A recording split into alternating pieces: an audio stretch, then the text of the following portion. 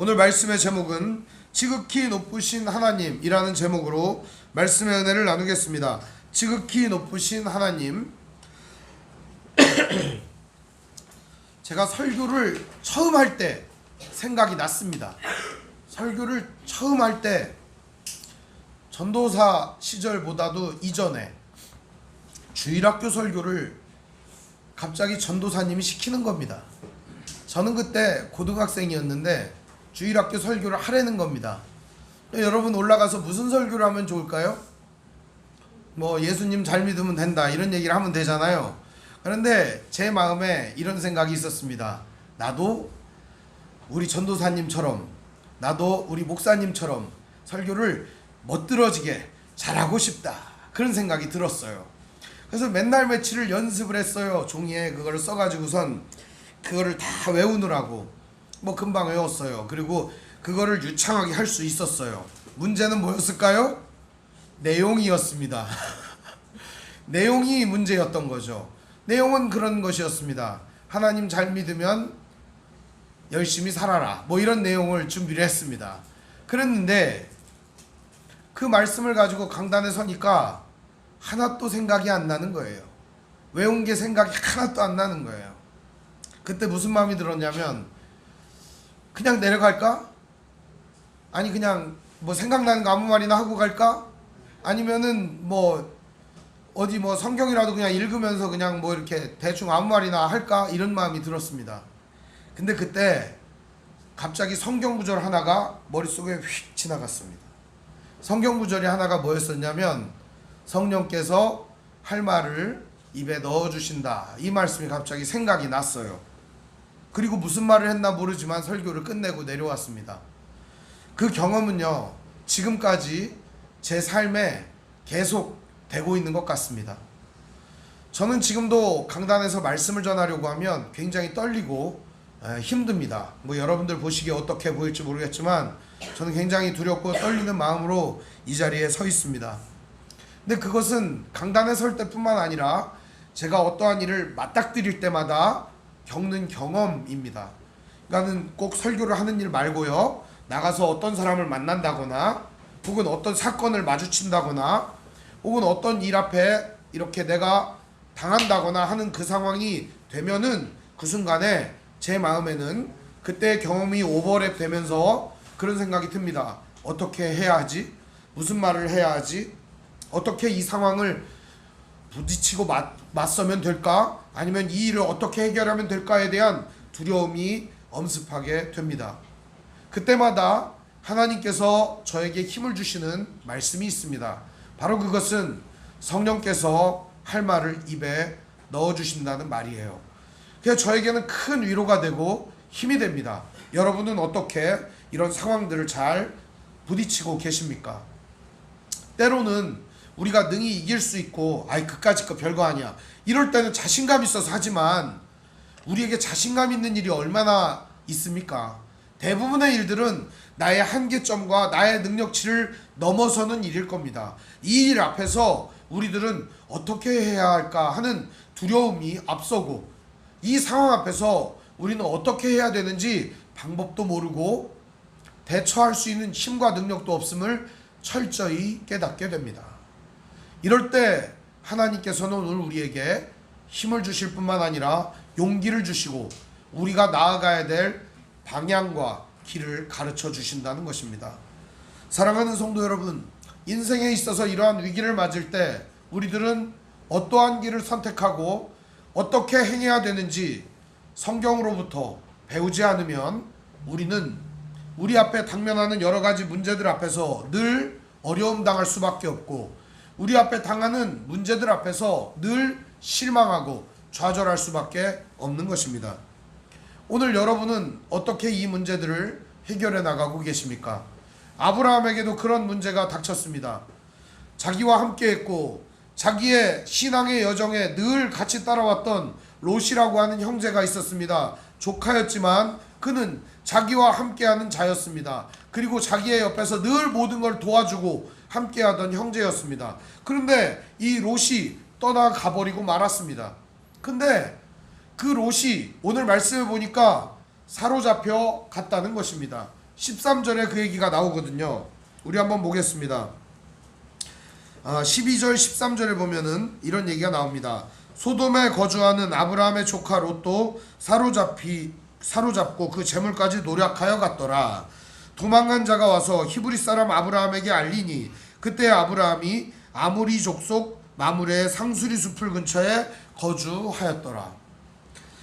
자기와 함께했던 그 롯이 좋은 땅으로 갔어요. 요단 들편 넓은 곳, 그곳이 하나님이 함께하는 에덴 동산과도 같고 애굽의 풍성함도 같은 그런 곳으로 떠나갔어요. 잘 될 줄 알았는데 사로잡혀 갔고 망했고 그가 지금까지 이룬 모든 전 재산은 다 뺏겼다는 소문을 듣게 된 겁니다. 그런데요, 이 이야기만 하면 되잖아요. 근데 1절부터 12절 이 롯이 등장하는 이 장면까지 굉장히 이름도 복잡하고 뭐 알 수도 없는 뭐 이런 사람들에 대한 이야기들을 잔뜩 써놨습니다. 성경 읽을 때 헷갈리고 어려우라고 이런 걸 써놓은 게 아닙니다. 성경 읽으면서 좌절하고 낙심하고 여러분들 이 성경 읽다가 포기해라 그러면서 이런 걸 써놓은 게 아니에요. 왜 써놨을까요? 롯이라고 하는 사람이 잡혀가게 된 상황이 얼마나 엄중한가를 설명해주고 있는 거예요. 자기의 친척 롯이 잡혀갔는데 그 사람이 잡혀간 그 상황이 얼마나 어마무시하고 끔찍한 상황인가를 보여주고 있는 것입니다.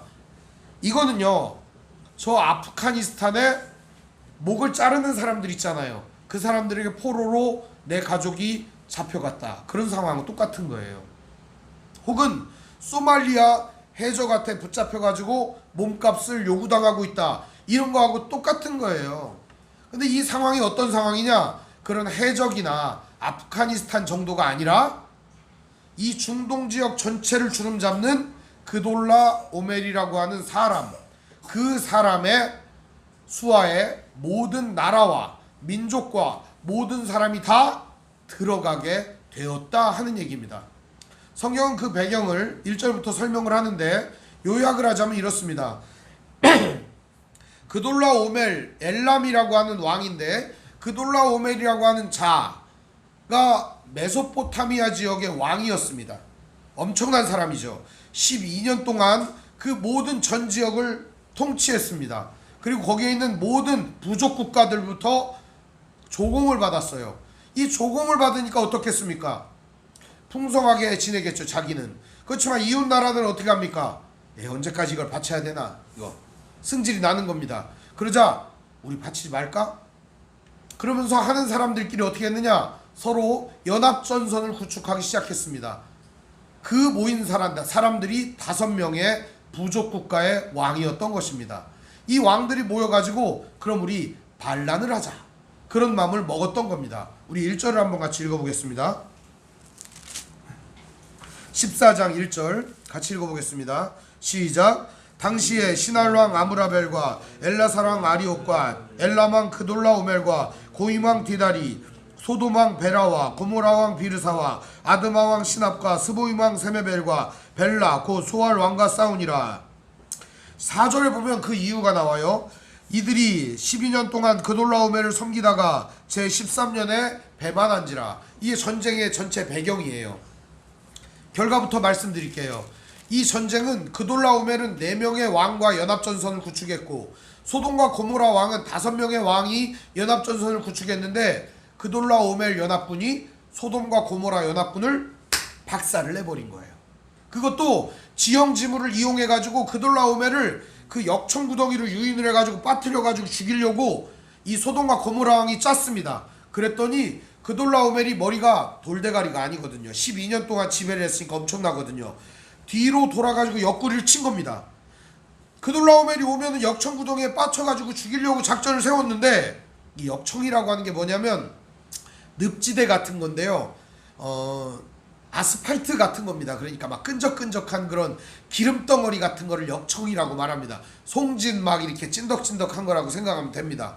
근데 그런 구덩이가 있는데 오면은 빠뜨려야지, 이런 함정을 파고 기다리고 있는데 그돌라 오멜이 이쪽으로 안 오고 옆구리를 돌아서 팍 치니까 어떻게 됐을까요?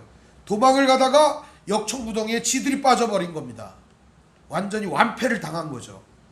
그돌라오멜이 당시 그 중동 지역의 패권자가 된 것입니다. 그런데 여기에 누구도 끌려갔대요? 오늘 12절에 보니까 소돔에 거주하는 아브라함의 조카 롯도 사로잡히고 그 재물까지 노력하여 갔더라. 아브라함이 이 이야기를 들었습니다. 만일 여러분이 이런 이야기를 들으면 여러분은 어떻게 하겠습니까? 여러분 친척이 혹은 여러분의 가족이 그런 일을 당했습니다. 여러분은 그럼 어떻게 하시겠습니까? 이 어마무시한 중동 지역의 이 왕이라고 하는 작자에게 사로잡혀 갔습니다. 나는 어쩔 수가 없어요. 힘이 없어. 능력이 없어요. 그럼 여러분 어떻게 하실 거예요? 기도해야지. 기도. 하나님 구해주세요. 우리가 할 건 기도밖에 없다는 거예요. 그럼 기도만 할 거예요? 어떻게 하든지 구해내야 될 거 아니에요. 그렇죠? 온갖 방법을 막 강구해 볼 거 아닙니까? 아브라함은 어땠을까요, 여러분? 아브라함도 그랬을 겁니다. 오늘 성경에는 안 나왔는데 아브라함이 이 일을 딱 듣고 나서 아마 옷을 찢지 않았겠나. 그러면서 얘기를 했겠죠. 어찌 이런 일이, 나에게 어찌 이런 일이, 그러면서 굉장히 괴로워했을 거예요. 우리가 인생에 맞닥뜨리는 모든 상황은요, 이런 상황이에요. 사실상 우리가 앞에 당면하는 모든 문제들은요, 아무것도 아닌 일처럼 느껴지고 지나고 나면 별거 아닌 거지만 우리가 진짜 맞닥뜨리는 일들은 어쩌면 이런 일들일 거예요. 근데 여러분, 이렇게 내 능력과 힘을 써서도 안 되는 일, 내 손을 떠난 이 문제들 앞에서 여러분들은 어떻게 할 거예요? 세 가지의 길이 있습니다. 첫 번째 길, 가장 많이 하는 거예요. 일이, 엄청난 일이 닥쳤는데 잘 안 됐어요. 일이. 주변 사람을 원망하는 거예요. 너 때문에 그래, 너 때문에 그래, 네 놈이 잘못해서 그래, 이러면서 원망하는 거예요. 이게 첫 번째 방법이에요. 두 번째 방법이 있어요. 사람들이 선택한 두 번째 길. 두 번째 길은 이런 거예요. 내가 뭘 잘못했나 이런 생각을 하지 않습니다. 그놈이 세서 그래, 거기가 세가지고 안 된 거야, 이를 생각하는 겁니다. 세 번째 길이 있습니다. 세 번째 길은 좀 나아요. 아, 내가 뭘 잘못했지? 아, 내가 뭘 실수했지? 나의 삶을 돌아보는 것입니다. 그런데요, 이것보다 더 좋은 길이 있습니다. 더 좋은 길은 하나님께 새로운 길을 구하는 것입니다. 하나님께 나아가야 될 방향을 구하는 것입니다. 우리의 모든 인생을 잘 아시는 하나님은 우리에게 두 가지를 할 수 있도록 허락해 주실 것입니다. 내가 할 수 있는 일이 무엇인지, 내가 할 수 없는 일이 무엇인지.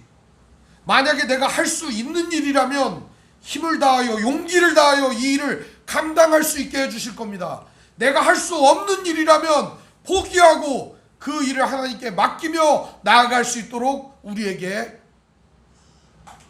포기할 수 있는 용기를 주실 겁니다. 그런데 오늘 우리들은 어떠한 일을 부닥치게 되면 우리의 입장에서 그저 생각을 하다 보니까 핑계를 대거나 다른 사람들을 비난하거나 혹은 나 자신을 비하하거나 앞에 문제들을 더 크게 만들어 버리거나 혹은 좌절감에 빠질 수밖에 없다는 것입니다. 사랑하는 성도 여러분, 우리는 그것 말고 더 큰 대안이 있습니다. 바로 하나님 아버지이십니다. 오늘 말씀을 보면 아브라함은 그 얘기를 듣습니다. 우리 13절을 같이 한번 읽어볼까요? 시작. 도망한 자가 와서 히브리 사람 아브라함에게 알리니 그때 아브라함이 아모리 족속 마므레 상수리 숲을 근처에 거주하였더라. 마므레는 에스골의 형제요 또 아넬의 형제라. 이들은 아브라함과 동맹한 사람들이더라. 아브라함은 요단 서편에 거주했기 때문에 거기에 있는 사람만 남은 거예요. 이 그돌라오멜이라고 하는 작자가 얼마나 무시무시한 자들이냐. 이 요단 동쪽에 있는 모든 전 지역을 싹쓸이를 한 겁니다. 그러니까 소돔과 고모라만 때려잡은 게 아니라 그 5명의 왕만 죽인 게 아니라 여기를 싹 밀고 내려와갖고 요단 동편을 완전 다 쓸어버린 거예요. 오늘 제가 읽지는 않았지만 말씀에 드러나는 내용은 이들이 완전히 이 모든 전 지역을 싹쓸이하고 다 지배하는 내용이 나와 있습니다. 그러면 아브라함과 함께하고 있는 이 동맹을 맺은 사람들은 어떤 느낌이 들까요? 어쩔 수 없는 일이지 뭐, 이렇게 말하지 않겠습니까? 이 상황은 우리가 어쩔 수 없는 거야, 이렇게 말할 수 있을 겁니다. 오늘 여기 보면 아브라함과 동맹한 사람들이 누구죠? 에스골, 아넬, 마므레, 이 세 사람이죠.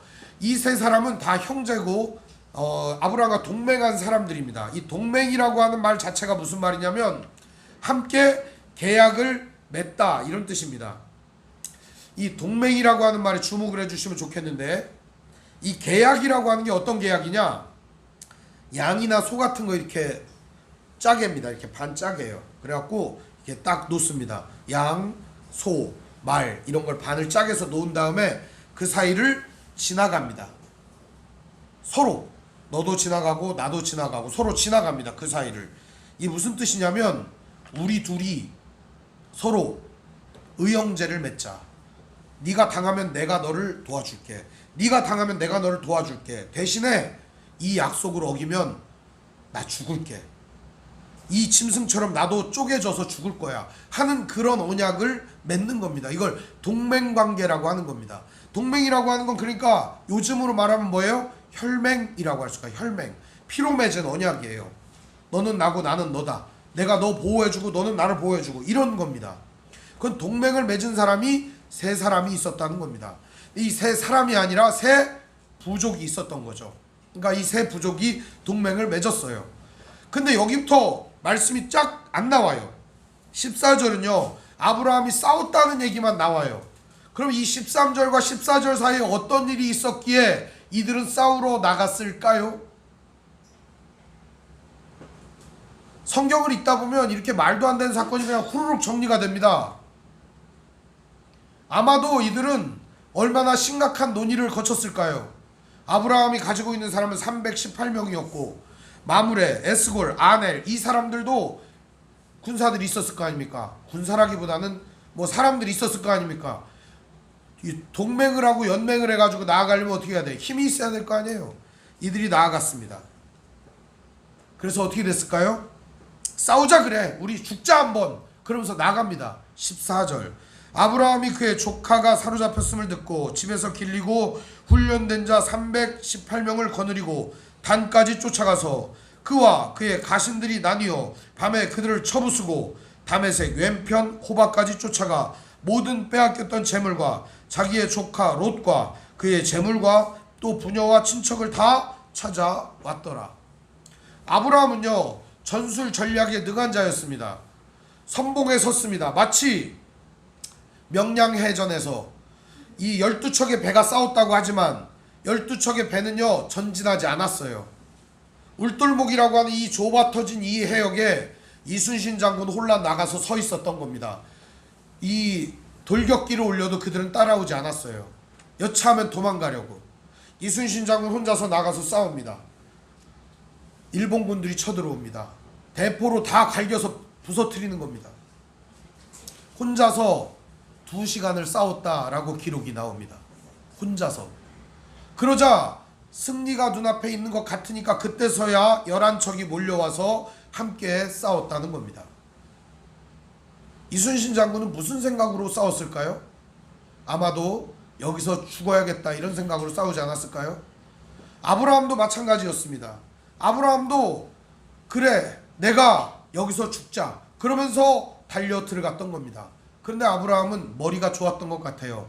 오늘 전쟁을 어디서 했대요? 밤에 했대요.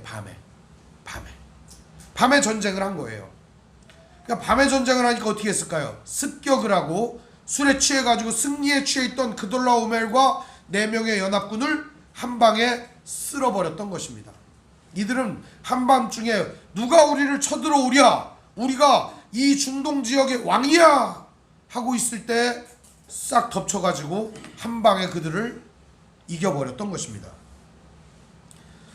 15절에 보면 밤에 그들을 쳐부수었다 이렇게 나오죠. 밤에. 아브라함은 밤에 그들을 습격하고 게릴라전으로 쳐부셨던 겁니다. 병력이 적으니까 어쩔 수 없었겠죠. 중요한 지점은 모든 빼앗겼던 재물, 자기의 조카 롯, 그의 재물, 부녀, 친척 다 찾아왔다는 겁니다. 손실 없이 찾아왔다는 거예요. 얼마나 놀라운 승리입니까?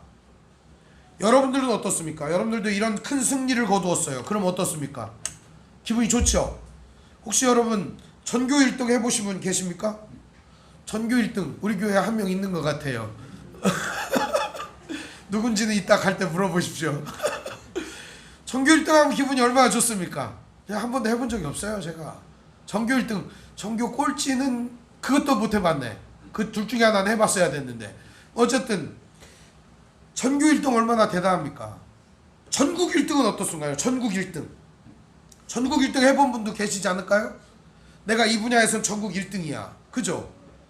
우리 교회 그 전국 1등 한 분도 계십니다. 뭐 이제 훈장 받은 분도 계시고 이게 대단한 분들이 교회 안에 모여 있어요. 좌우간. 근데 중요한 건 여러분 생각해 보세요. 내가 여기서 1등이야 이런 딱 이 견장이 딱 찾으면 어떤 느낌이 듭니까? 내가 우리나라에선 독보적이야 이런 느낌이 딱 들면 그냥 올라가지. 이게 딱 올라가서 맞아 내가 최고야 이런 느낌이 들지 않겠어요? 아브라함이 딱 그렇게 행진을 하고 오는 겁니다. 더 이상 중동 지역에서 아브라함에게 까불 사람이 누가 있을까요? 아무도 못 까붑니다. 그돌라오멜을 완전히 무너뜨렸잖아요. 그 연합군들을 완전히 다 망해버리게 했잖아요. 소돔과 고모라 왕부터 뭐 여기 있는 5명의 연합군들은 뭐 또 찌그러져 가지고 아브라함이 올 때만을 마중 나와서 기다리고 있는 거죠. 그러니까 아브라함이 얼마나 위세가 등등하겠습니까? 그래 내가 여기 왕이야 그러면서 오는 거 아니겠습니까? 내가 이 메소포타미아 전 지역을 장악했어 라는 마음으로 오는 거 아닙니까? 물론 입으로는 그렇게 말하지 않더라도 마음은 뿜뿜할 거 아닙니까? 내가 최고야 이런 생각이 들 거 아닙니까? 그렇게 올 때 17절에 보니까 왕이 옵니다. 아브라함이 그돌라오멜과 그와 함께한 왕들을 쳐부수고 돌아올 때에 소돔 왕이 사회 골짜기 곧 왕의 골짜기로 나와 그를 영접하였고, 이 왕의 골짜기라고 하는 데는요 왕의 대로가 이 골짜기라고 하니까 뭐 이런 골짜기가 아니고요, 이스라엘에서 이 성경에서 골짜기 이런 얘기가 나오잖아요. 그러면 산 이렇게 있고요, 산 이렇게 있고요, 그 사이에 평원이 쫙 펼쳐져 있는 이거를 골짜기라고 말하는 거예요. 그러니까 성경에 골짜기 그러면 막 우리 산기슭 생각하면 안 돼요. 넓은 전쟁하기 좋은 평원을 생각하시면 돼요. 아브라함이 그 왕의 대로로 걸어오고 있는 겁니다. 왕만 걸어오는 거예요. 그러니까 아브라함 자신은 누구로 생각하고 지금 걸어오는 거예요? 자기 스스로가 왕이라고 생각하고 걸어오고 있었던 거예요. 그도 그럴 것이 자기 이길 자가 누굽니까? 이제 그는 왕의 대로로 걸어오고 있는 거예요. 한 걸음씩 한 걸음씩 위엄과 능력과 이 자기의 혁혁함을 드러내기 위해 오는 거죠. 내가 했어 이러면서, 내가 왕이야 이러면서. 근데 그때요 소돔 왕도 마중 나오고 다른 왕도 마중 나오고 그랬겠죠. 근데 그때 아브라함이 보면서 가고 있는데 아브라함 앞에 딱 등장하는 사람이 한 사람이 있었습니다. 그 사람이 누굴까요? 18절에 등장을 합니다. 우리 함께 읽어보겠습니다. 시작. 살렘 왕 멜기세덱이 떡과 포도주를 가지고 나왔으니 그는 지극히 높으신 하나님의 제사장이었더라. 하나님과 사람 사이를 연결해주는 제사장 멜기세덱이라고 하는 사람이 왔습니다. 이 멜기세덱이라고 하는 사람이 왔는데, 이 멜기세덱이라고 하는 뜻이 무슨 뜻이냐? 이 멜기세덱이라는 건 멜렉, 체덱, 이것이 연합된 단어예요. 근데 멜렉 왕이라는 말이에요. 왕, 멜렉, 아비멜렉 그러면 나의 아버지는 왕이다 뭐 이런 뜻이에요. 멜렉, 체덱, 의로운, 의의 왕이다 이런 의미죠. 그러니까 이 멜기세덱이라고 하는 사람 자체가 의의 왕이다 이런 의미예요. 의의 왕. 그러니까 이 사람 자체가 의로운 것에서는 최고 대단하고 높임을 받는 존재였다는 거예요. 의로운 것은 이 멜기세덱을 넘어설 자가 없다는 뜻이에요. 그리고 이 멜기세덱은 의로운 것만 대단한 게 아니라 하나님과 사람 사이를 연결해주는 제사장이었다는 겁니다. 하나님의 제사장이었다는 거죠. 근데 멜기세덱이 떡과 포도주를 가지고 나옵니다. 물론 이 떡과 포도주가 성찬식 때 사용되는 거지만 여기에 성찬식 개념이라기보다는 승리하고 돌아온 아브라함에게 먹을 것을 준비해 오고 있는 겁니다. 마치 그물을 배 오른편에 던져서 가득 담아서 배를 싣고 돌아오는 베드로와 그 제자들에게 떡과 고기를 내놓았던 예수님처럼 살렘왕 멜기세덱은 아브라함을 맞이하고 있는 겁니다. 그럼 여러분, 뜬금없이 하나님의 제사장이요 살렘왕 멜기세덱은 왜 여기 나왔을까요? 그걸 한번 고민해 봐야 됩니다. 왜 여기 나왔을까요? 이 살렘왕 멜기세덱이 갑자기 뚱딴지같이 딴 데선 안 나오다가 여기서 갑자기 나와가지고 막 아브라함이 승리하고 돌아오는 길에 살렘왕 멜기세덱이 나왔습니다. 이유는 간단합니다. 아브라함이 왕처럼 왕의 대로로 행진하며 들어올 때 얘기하는 겁니다. 내려와, 너 내려와. 너 왕 아니야. 내려와. 너 그렇게 우쭐거리지 마. 너 그렇게 대단한 거 아니야. 내려와. 별거 아니야. 너 이거나 먹어. 고생했지? 이거나 먹어. 얘기를 하는 겁니다. 하나님께서 멜기세덱을 보내어서 하고 싶은 얘기를 멜기세덱이 아브라함에게 전해줍니다. 그 얘기가 19절 20절에 기록되어 있습니다. 우리 천천히 읽어보겠습니다. 그가 아브라함에게 축복하여 이르되 천지의 주제이시오 지극히 높으신 하나님이여 아브라함에게 복을 주시옵소서. 너희 대적을 내 손에 붙이신 지극히 높으신 하나님을 찬송하리로다 하매. 멜기세덱은 아브라함에게 이야기를 합니다. 이 온 세상의 주인은, 천지의 주제라고 하는 말 자체가 온 세상의 주인은 누구냐? 하나님이다, 이런 거예요. 천지의 주인은 하나님이다. 너가 아니야. 우쭐거리지 마라. 너 대단하게 생각하지 마라. 네가 엄청 대단한 것 같고 다 쳐부수고 왕인 것 같지? 너 왕 아니야. 천지의 주인은 하나님이셔. 그러니 탄 말에서 내려와, 이 얘기를 하는 겁니다. 넌 왕 아니야. 왕좌에서 내려와, 이제 얘기를 하는 겁니다. 그리고 네가 이긴 거 아니야. 하나님이 그들을 너의 손에 붙여준 거야. 하나님이 네가 이길 수 있도록 힘과 능력과 지혜와 용기를 주신 거야 라고 이야기를 하는 겁니다.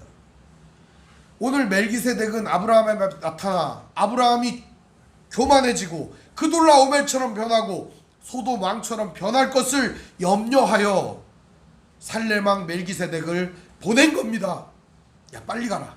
빨리 가서 아브라함한테 얘기해라. 제 왕인 줄 착각하고 있다 지금. 빨리 가라. 살렘왕 멜기세덱이 아브라함에게 나타나서 얘기를 하는 겁니다. 너는 주인이 아니야. 너는 왕이 아니야. 하나님이 왕이시다. 네가 이긴 것 아니다. 하나님이 이기게 하신 것이다. 그러니 하나님께 감사하고 찬송을 돌려라, 이렇게 얘기를 합니다. 19절 말씀을 주목해보면 그가 아브라함에게 축복하여 이르되 천지의 주제이시오 지극히 높으신 하나님이여 아브라함에게 복을 주옵소서. 이 복을 주옵소서 할 때 복이라는 말이 바라크라는 말인데요, 무릎을 꿇다, 이런 의미예요. 무릎을 꿇다. 어찌 보면 이 말씀을 저는 그냥 이렇게 단순하게 해설하면 좋을 것 같아요. 천지의 주제이시오 지극히 높으신 하나님이여 아브라함에게 무릎을 꿇게 하옵소서. 이 말이 맞는 것 같아요. 아브라함이 무릎 꿇게 해주십시오. 연결이 물 흐르듯이 이어져요. 너희 대적 내 손에 붙이신 지극히 높으신 하나님을 찬송할지로다. 얼마나 좋습니까? 너는 무릎 꿇어. 하나님이 네 대적을 이기게 해주셨어. 이제 네가 영광과 찬송을 받을 시점이 아니라 너를 통해 이 놀라운 일을 행하신 하나님이 높임을 받을 시점이야 라고 이야기를 해주시는 거예요. 얼마나 놀라운 얘기입니까? 살렘왕 멜기세덱이 그냥 나와서 떡 먹어, 밥 먹어, 축복해, 복 받아, 이런 얘기를 하는 게 아니에요. 너 지금 착각하지 마. 주인은 하나님이고 하나님이야말로 너에게 진정한 승리를 주시는 분이야, 이렇게 말씀해 주시는 것이죠. 그러자 아브라함이 그 말을 알아듣습니다. 그리고 바로 20절에 보면 후반절에 아브라함이 그 얻은 것에서 10분의 1을 멜기세덱에게 주었더라. 그 모든 전리품에서 10분의 1을 멜기세덱에게 줍니다. 이거 본문 설교할 때 11조 막 설교하잖아요. 11조 내라 막 이런 거 설교하잖아요. 하나님은 그렇게 얄팍한 분인 줄 압니까? 여러분 주머니에 있는 10분의 1 털어가게? 오늘 이 10분의 1이라고 하는 개념은 어떤 개념인가 한번 잘 생각해 보세요. 10분의 1이라고 하는 이 1이라고 하는 개념은 주인이 누군가에 대한 이야기인 겁니다. 그러니까 1이 아니에요. 1이. 이 전체 누가 주었냐 하는 겁니다. 아브라함은 첫 번째 것을 하나님 즉 멜기세덱에게 주는 겁니다. 왜요? 내가 승리를 거둔 게 아니고 당신이 승리를 거두고 이 모든 것은 당신의 것입니다. 이렇게 말하는 거예요. 그리고 아브라함은 자기 것을 실오락이나 신발끈 하나라도 가지지 않습니다. 왜요? 자기가 승리의 주역이 아니라는 사실을 깨달았기 때문입니다.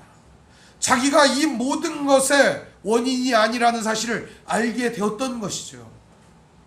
오늘 여러분 우리가 깨달아야 하는 지점이 여기 있는 겁니다. 내가 잘되고 내가 승리하고 내가 무언가를 이루었다고 해서 우쭐댈 일이 아니라는 거예요. 내가 하나님 앞에서 어떤 존재인가를 생각해 봐야 한다는 거예요. 하나님께서 오늘 나를 여기까지 에벤에셀로 인도하셨구나.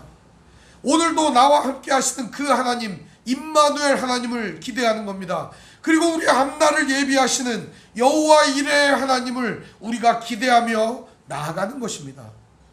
오늘 아브라함은 그것을 알았기 때문에 10의 1조를 드립니다. 이 10의 1조라는 게 다른 게 아닙니다. 세금 개념이에요. 원래는 이 11조라는 개념이 나는 이 나라의 백성입니다. 그래서 세금 내는 거예요. 한마디로 말하면 대한민국 국민은 대한민국에 세금 내죠. 마찬가지로 나는 하나님 나라의 백성이다. 그래서 세금을 내는 개념이에요. 나는 어느 나라에 속해 있나 세금을 내는 개념이에요. 또 한 가지 개념은 바로 이 개념이에요. 모든 것은 당신의 것입니다. 당신이 나의 주인이시고 내 소유의 주인이십니다. 이걸 인정하는 게 10의 1조라는 겁니다. 그러면 10분의 1을 꼭 드려야 되는가? 그게 아니에요, 여러분. 하나님이 여러분의 10분의 1을 꼬박꼬박 계산해가지고 막 다 털어가고 받아가고 그게 아니에요. 나의 주인은 누군가? 그 얘기를 하는 거예요, 이게. 내 주인은 누군가? 근데 내 주인이 나라고 생각하면서 10의 1조를 드리면 개념이 있을까요, 그게? 그게 무슨 의미가 있겠어요, 그게? 개뿔 아무 의미 없는 거예요. 안 내는 게 낫지, 차라리. 그렇지 않습니까? 아까운 돈만 낭비하는 거 아닙니까? 내가 진짜 가지고 있는 것, 나의 모든 것, 내 주인이 하나님이시다. 이 개념으로 드려야 되는 것이죠. 오늘 이 말씀은 결과적으로는 아브라함이 이 진리를 깨닫고 한 행동입니다. 여러분은 무엇을 보고 계십니까? 단순히 아브라함이 이기고 돌아왔고 예물 드렸다? 그런 차원이 아닙니다. 아브라함은 정체성을 확인했던 겁니다. 내 주인이 누구시고 나는 누구고 오늘날 이 모든 일어난 일에 모든 주관자는 하나님이시라는 사실을 알게 된 겁니다. 그 이후에 이런 일을 하게 됩니다. 소돔 왕이 아브라함에게 나옵니다. 지는 왕이니까 당당하게 나와서 얘기합니다. 야, 재물 다 가져 너. 그리고 사람만 돌려보내. 나는 또 세금 거두면 되니까 재물도 다 가져. 소돔 왕이 깝칩니다. 앞에 나와가지고 진짜 이건 깝치는 거예요. 까부는 거예요. 그러니까 아브라함이 소돔 왕에게 말합니다. 나 실 한 오락이 신발끈 한 터럭도 안 가져가. 아무것도 안 가져가. 다만 오늘 싸우고 돌아온 우리 318명의 사람들에게 먹을 거나 좀 주고 우리 동맹했던 사람들 있잖아. 마무레, 에스골 이 사람들한테는 분깃을 좀 줘야 될 거 아니야. 이 사람들은 그냥 싸웠잖아. 그 사람들의 몫을 떼어주자. 이렇게 했던 것이죠. 사업을 하는데 어떤 사람이 있어요. 제가 아는 사람인데요. 자기 사업체는 다 하나님 거래요. 그래갖고 자기 모든 건 하나님께로부터 받은 거니까 하나님께 다 바쳐야 된대요. 그래서 직원들 월급을 굉장히 짜게 주는 거예요. 다 하나님 거니까 교회에 겁내 많이 바치고 직원들 월급은 찔끔씩 주는 거예요. 제가 어디 기업이라고 말은 안 하는데 그런 기업이 있어요. 다 하나님 거니까 교회에 잔뜩 갖다 바치고 직원들 월급을 찔끔 주면은 어떻게 될까요? 직원들이 열받겠죠. 오늘 여기 얘기가 그 얘기입니다. 하나님의 것 하나님께 아브라함이 드립니다. 하나님 나는 당신의 소유입니다. 드렸죠. 10분의 1을. 그리고 아브라함은 함께 싸웠던 사람들의 몫을 정확하게 계산합니다. 이 사람 몫은 이만큼, 이 사람 몫은 이만큼, 이 사람 몫은 이만큼, 이 계산을 해서 주는 거예요. 이거 계산해서 줘야죠. 그 사람들 싸우고 이랬으니까 당연한 거 아닙니까? 지가 사장이랑 지 맘대로 다 하면 되겠어요? 내가 주인이니까 그런 거예요. 세상에 이런 못된 놈들이 얼마나 많은지 모릅니다. 하나님께서 주신 것이고요, 하나님께서 허락해 주신 것이고요, 하나님께서 우리에게 힘을 주신 겁니다.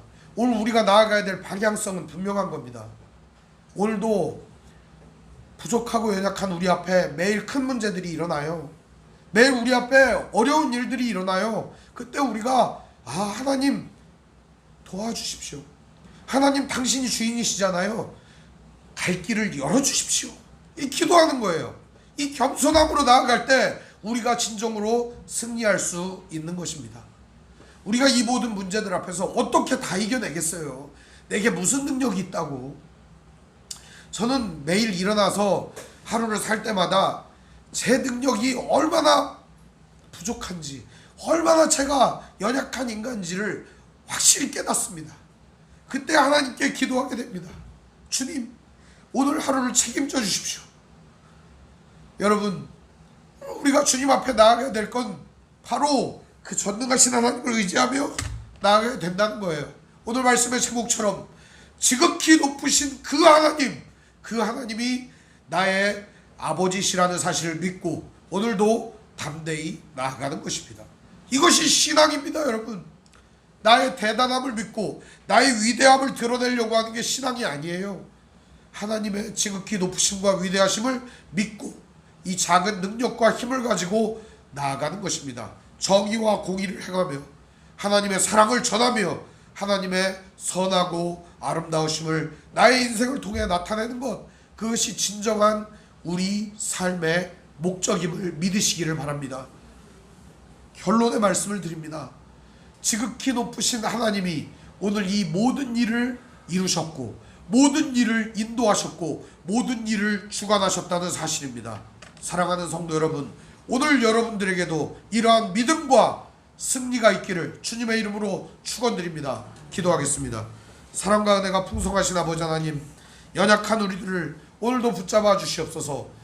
우리 앞에 일어나는 모든 일들, 당면한 문제들 앞에 우리들은 좌절하고 넘어질 수밖에 없고 때로는 무너질 수밖에 없습니다. 연약한 몸 때문에, 건강 때문에, 주어진 물질이 얼마 없어 가난 때문에, 힘과 능력이 없어 연약함과 무능함 때문에 늘 몸서리치고 고민하고 있습니다. 주님, 우리가 이 땅을 살아가는 동안 하나님을 의지하며 담대히 나아갈 수 있도록 우리의 믿음을 더욱 굳세게 하시고 앞날의 소망을 바라보며 오늘도 나를 인도하시고 함께 하시는 성령 하나님 의지하며 우리의 발걸음을 한 걸음씩 떼며 용기 있게 나아갈 수 있도록 우리 사랑하는 형제자매들에게 힘과 용기를 더하여 주옵소서. 우리 주 예수님 이름으로 기도합니다. 아멘.